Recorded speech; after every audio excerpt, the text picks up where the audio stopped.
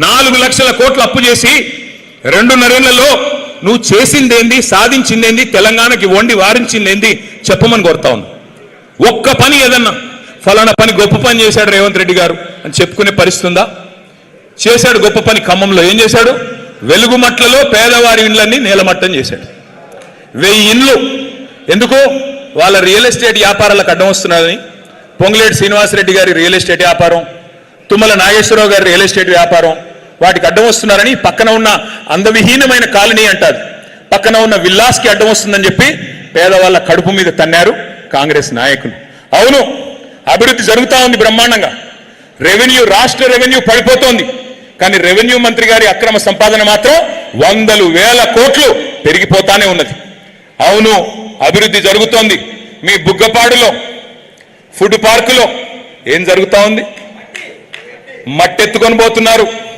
మట్టి మాత్రమే కాదు, ఇవాళ నేను అడుగుతా ఉన్నా, అక్కడ మార్కెట్ విలువ 60 లక్షలు ఉంటే ఎకరానికి 21 లక్షలకు ఎకరం రాసి ఇవ్వవలసిన అవసరం ఏమొచ్చింది? 70 ఎకరాలు ఎవరికి రాసిచ్చారు? ఎందుకు రాసిచ్చారు? అదే కంపెనీ పక్కన మార్కెట్లో 60 లక్షల ఎకరం ఉంటుంది పక్కకే, కానీ ఇక్కడికి వచ్చేసరికి 21 లక్షల ఎకరాలు. ఎవరి కోసం? మీకు టీఎస్ఐఐసి వాళ్ళు చెప్పారు, ఇండస్ట్రియల్ ఇన్ఫ్రాస్ట్రక్చర్ కార్పొరేషన్ 40 లక్షలకు తక్కువ ఇవ్వకూడదని.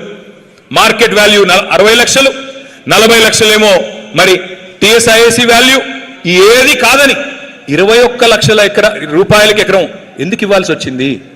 21 లక్షలు ఒకటే కాదు, మట్టి సీతారామ ప్రాజెక్ట్ నుండి 100 కోట్ల మట్టి దోపిడీ చేస్తున్న మంత్రి ఎవరో తెలవదా మీకు?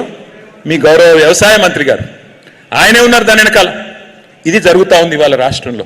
ఏం జరుగుతూ ఉందంటే, పొంగులేటి గారికి మాత్రం 1000 కోట్ల కాంట్రాక్టులు, ఇక్కడ బుగ్గపాడులో దోపిడీ, అక్కడ వెలుగుమట్లలో ఇల్లు నేలమట్టం, రైతుకు రైతు బంధు రాదు, యూరియా దొరకదు, కొనేటోడు లేడు, దేనికి మళ్ళీ ఏమి జరగదు, పెన్షన్లు పెరగవు, ఏది ఒరగదు.